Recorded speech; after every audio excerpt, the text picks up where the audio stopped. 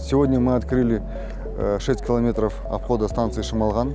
Данная станция является участком автодороги Астана-Алматы. Дорога полностью соответствует первой Б-технической категории, четырехполоска. Работы полностью завершены и дорога введена в эксплуатацию.